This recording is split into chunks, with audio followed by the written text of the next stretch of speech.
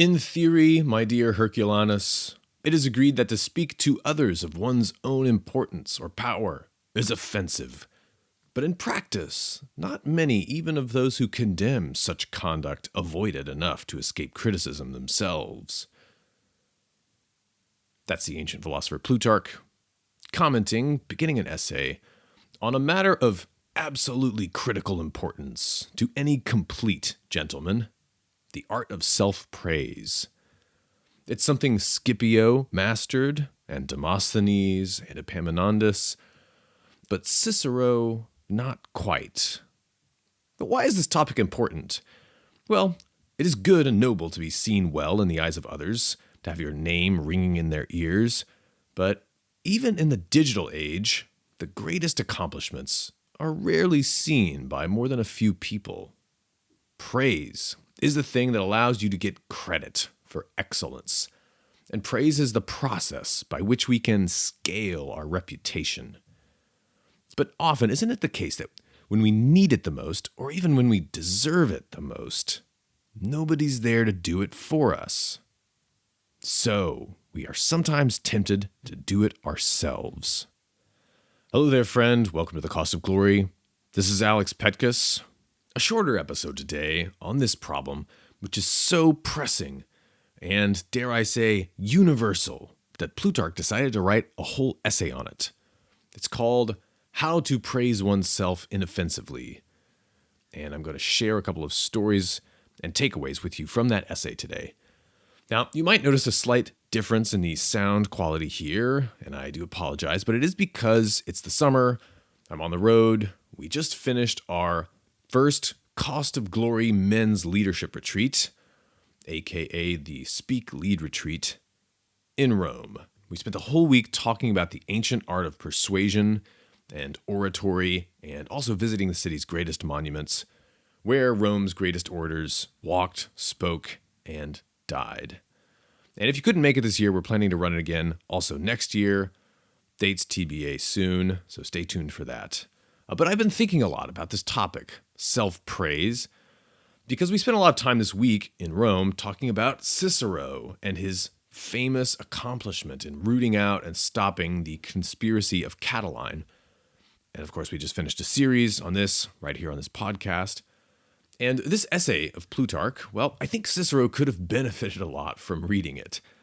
Unfortunately for him, it was written maybe 100 years after he died. But Plutarch even mentions Cicero in the essay. And I want to begin with that. And here's what he says about Cicero. He says, "The Romans again were annoyed with Cicero for frequently vaunting his success with Catiline.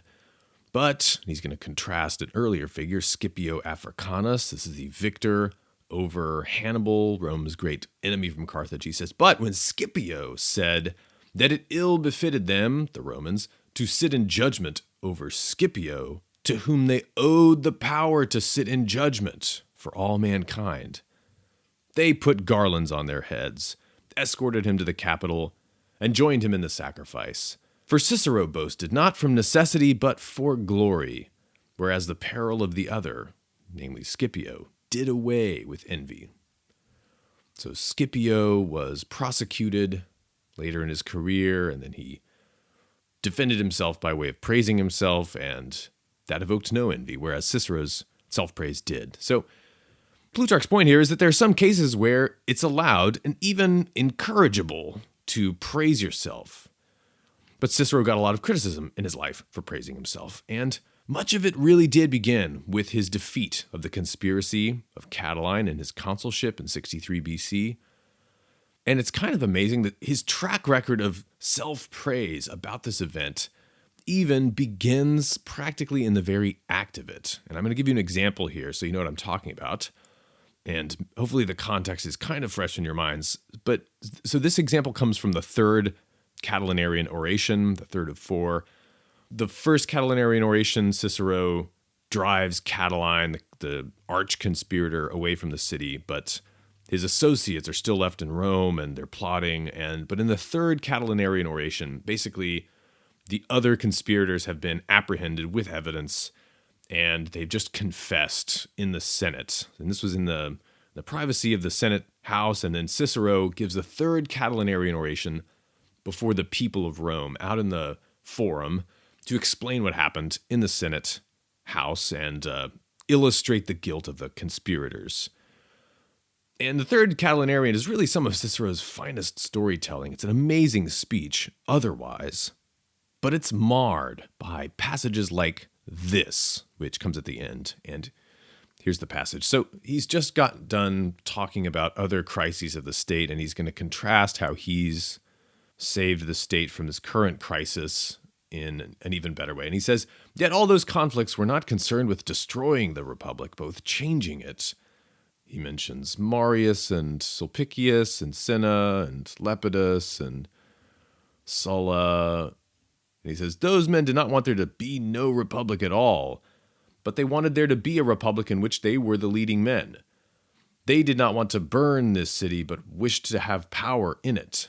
Yet all those conflicts, not one of which sought the destruction of the republic, were resolved not by a peaceful reconciliation, but by the slaughter of citizens. In this war, however, the most important and the most savage within memory of man, a war such as no tribe of barbarians ever fought among its own people, a war in which Lentulus, Catiline, Cethegus, and Cassius laid it down as a law that all who could be safe so long as Rome was safe should be counted among their enemies. In this war, citizens, my actions have secured the salvation of you all. Although your enemies thought that only those citizens would remain who had survived indiscriminate slaughter, and only that area of Rome which the flames could not reach, I have preserved both city and citizens safe and sound. So, and then he goes on here, we're almost done, but this is kind of egregious. In recognition of such great services, citizens, I shall demand of you no reward for my valor, no signal mark of distinction, no monument in my honor, except that this day be remembered for all time. It is in your hearts that I wish to have set my triumphs, all the decorations of distinction, the monuments of fame, the tokens of praise. Nothing mute can please me, nothing silent, nothing, in short, that can be shared with less deserving men. And on and on. He wants them to remember his great service to the state, defeating the Catilinarian conspiracy. And so, the broader context is Cicero is trying to anticipate some of his critics here. He knew he was going to get a lot of flack from the populares, the popular party, who were inclined to sympathize with Catiline and the conspirators, at least over the problems that they identified with the state of debt and inequality. They were inclined to, they were going to criticize Cicero if, as consul, he executed the conspirators without trial, as he was planning to do, hopefully, even with the Senate's approval. And, his enemies did eventually whip up popular resentment, and they eventually forced him into exile, but Cicero might have ended up in a better position if he had saved up his self-praise for when he was actually attacked in public. You can compare the story here that Plutarch in this essay tells about Epaminondas, and we'll tell the full context of this story in the life of Pelopidas, but we've covered the main background in the life of Agesilaus. So after the Battle of Leuctra, the Thebans are on a rally, and they decide to invade the Peloponnesus, which is the homeland of Sparta. And, well, here's what he says about this affair. Basically, Epaminondas exceeds his term limit as general, and his enemies prosecute him and threaten the death penalty. And here's what Plutarch says. Thus, when the generals were tried on the charge that they had not returned home at once on the expiration of their term as Boeotarchs, as generals, but had invaded Laconia, Sparta's territory, and handled the Messenian affair, the Thebans came near to condemning Pelopidas, who truckled to them and entreated mercy. But when Epaminondas expatiated on the glory of his acts and said in conclusion that he was ready to die if they would admit that he had founded Messene, ravaged Laconia, and united Arcadia against their will, they did not even wait to take up the vote against him, but with admiration for the man, commingled with delight and laughter, broke up the meeting. So Epaminondas in his trial, he says, well, yes, kill me right now as long as you publicly proclaim what I actually did, which was great deeds. So it's a kind of self-praise in the form of self-defense. And Cicero also might have learned the lesson from the work of an orator that he himself considered the greatest of all, besides himself. That was Demosthenes, the Greek, the Athenian, from several centuries earlier. And Plutarch spends a lot of his essay on self-praise talking about Demosthenes and about, in particular, Demosthenes' most famous speech, and that is on the crown, which was widely considered to be the greatest speech by the greatest orator. And it was Demosthenes' most successful speech. And this speech, we'll cover it more when we get to the life of Demosthenes, but he delivered it toward the end of his career. Essentially, a friend of his had proposed an honorary crown for Demosthenes in an Athenian public assembly. And this honorary crown was for basically Demosthenes' career of doing good deeds for the Athenians. And Aeschines, who's Demosthenes' enemy, he takes the opportunity to prosecute that guy who proposed a crown for Demosthenes, to prosecute that guy for an illegal motion. And basically in the trial, he brings up all of the wrongs that Demosthenes did for Athens and tries to kind of character assassinate Demosthenes. But this gives Demosthenes a golden rhetorical opportunity, not only to defend his friend, but to defend his own entire career. So we'll cover the details again when we get to the life of the Demosthenes, and we'll look at the speech too. But this strategy is something that Cicero could have learned from.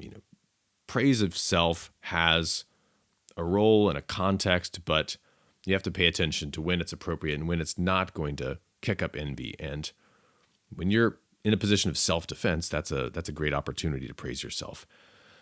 And so this speech of Demosthenes connects to a theme that we've seen again and again in the lives of great men of action in this podcast. And this is the message I want you to take away. It's the importance in your career of having rivals and critics. Think about Marius and Sulla, Agesilaus and Lysander, Eumenes, Sertorius, Pyrrhus.